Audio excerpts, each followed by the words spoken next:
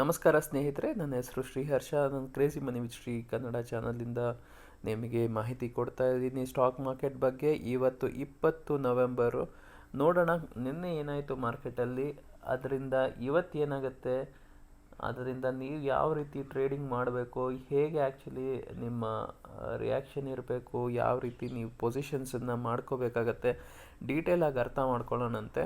ನೀವು ನನ್ನ ಚಾನಲನ್ನು ಜಾಯ್ನ್ ಆಗಿಲ್ಲ ಅಂದರೆ ಈ ವಿಡಿಯೋನ ಲೈಕ್ ಮಾಡಿ, ಚಾನಲ್ನ ಸಬ್ಸ್ಕ್ರೈಬ್ ಮಾಡಿ, ಬೆಲ್ ಬಟನನ್ನು ಹಿಟ್ ಮಾಡಿ. ನಿಮಗೆ ಪ್ರತಿಯೊಂದು ಲೇಟೆಸ್ಟ್ ಇನ್ಫಾರ್ಮೇಷನ್ ಸಿಗ್ತಾ ಹೋಗುತ್ತೆ.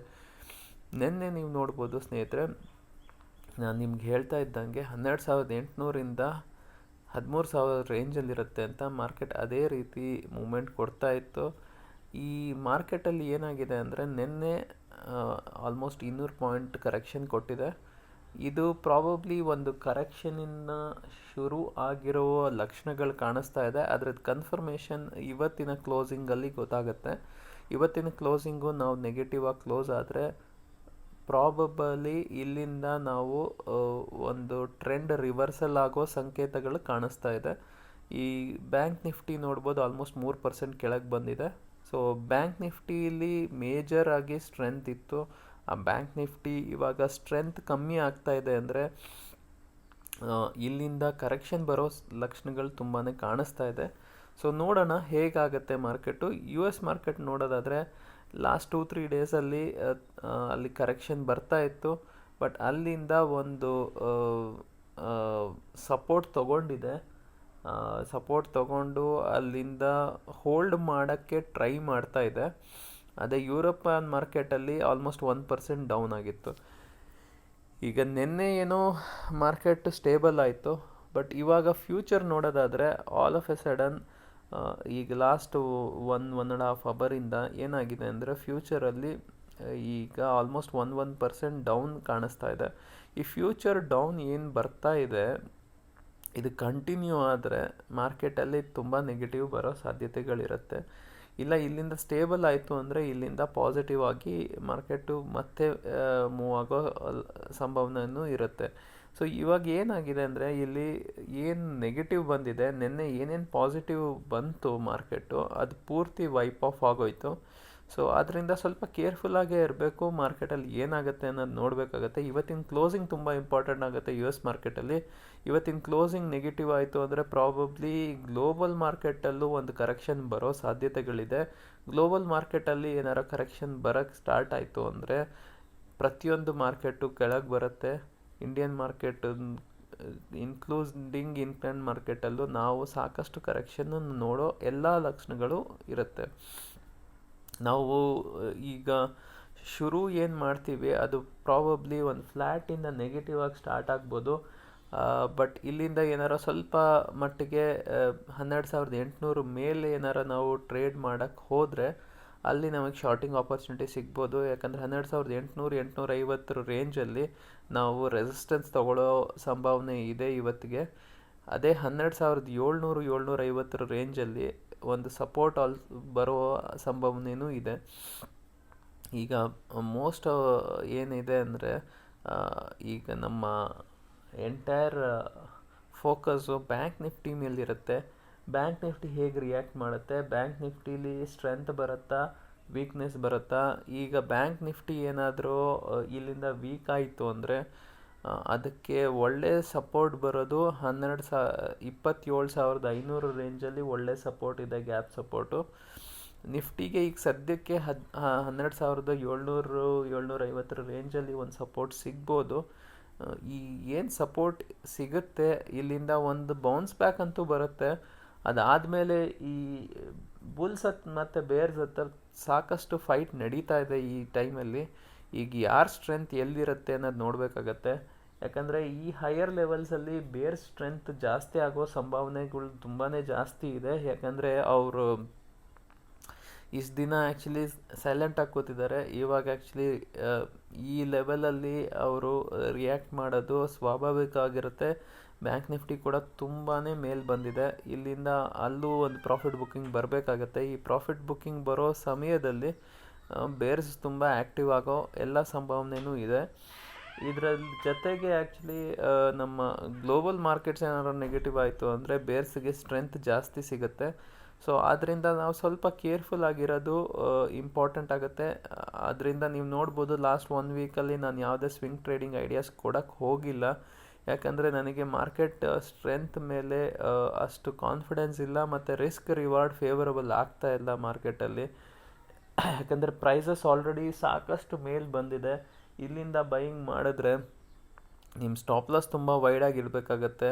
ಚಿಕ್ಕ ಸ್ಟಾಪ್ ಲಾಸ್ ಇಟ್ಟರೆ ಅದು ಹಿಟ್ ಆಗೋದು ಸಂಭಾವನೆ ಜಾಸ್ತಿ ಇರುತ್ತೆ, ಮತ್ತು ಅದಾದಮೇಲೆ ನಿಮಗೆ ತಕ್ಕಂಗೆ ಅದು ರಿಯಾಕ್ಷನ್ ಸಿಗಲಿಲ್ಲ ಅಂದರೆ ನಿಮಗೆ ಲಾಸ್ ಆಗೋ ಸಂಭಾವನೆಯೂ ಜಾಸ್ತಿ ಆಗುತ್ತೆ. ಆದ್ದರಿಂದ ಮಾರ್ಕೆಟಲ್ಲಿ ಸ್ವಲ್ಪ ಹುಷಾರಾಗಿರಬೇಕು ಅನ್ನೋ ಕಾರಣದಿಂದನೇ ನಾನು ಯಾವುದೇ ಸ್ವಿಂಗ್ ಟ್ರೇಡಿಂಗ್ ಐಡಿಯಾಸ್ ನಿಮಗೆ ಕೊಡ್ತಾ ಇಲ್ಲ. ಸೊ ಓವರಾಲ್ ಮಾರ್ಕೆಟಲ್ಲಿ ನೆಗೆಟಿವ್ ಆಗೋ ಸಂಭಾವನೆಗಳು ತುಂಬಾ ಜಾಸ್ತಿ ಇದೆ.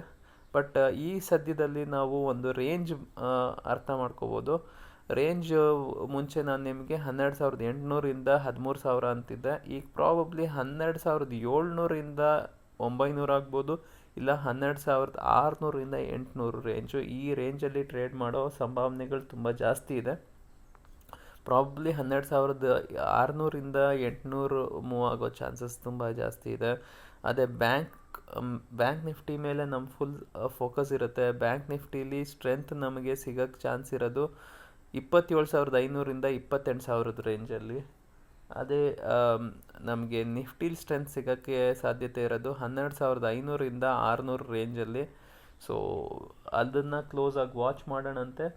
ಅದೇ ರೀತಿಯಾಗಿ US ಮಾರ್ಕೆಟ್ ಹೇಗೆ ಮೂವ್ ಆಗುತ್ತೆ, ಅಲ್ಲೇನಾದರೂ ಫ್ಯೂಚರಲ್ಲಿ ಇನ್ನೂ ನೆಗೆಟಿವಿಟಿ ಏನಾರೋ ಬಂತು ಅಂದರೆ ಮಾರ್ಕೆಟ್ ಇನ್ನೂ ಸಾಕಷ್ಟು ಕೆಳಗೆ ಹೋಗೋ ಸಂಭಾವನೆಗಳು ಇರುತ್ತೆ. ಇಲ್ಲ ಇಲ್ಲಿಂದ ಮಾರ್ಕೆಟ್ ಏನಾದ್ರು ಅಲ್ಲಿ ಸ್ಟ್ರೆಂತ್ ತೊಗೊಂತು ಅಂದರೆ ಪ್ರಾಬಬ್ಲಿ ಇಲ್ಲಿಂದ ಸ್ವಲ್ಪ ಪಾಸಿಟಿವ್ ಮೂಮೆಂಟ್ ಬರೋ ಎಲ್ಲ ಸಂಭಾವನೆಯೂ ಇರುತ್ತೆ.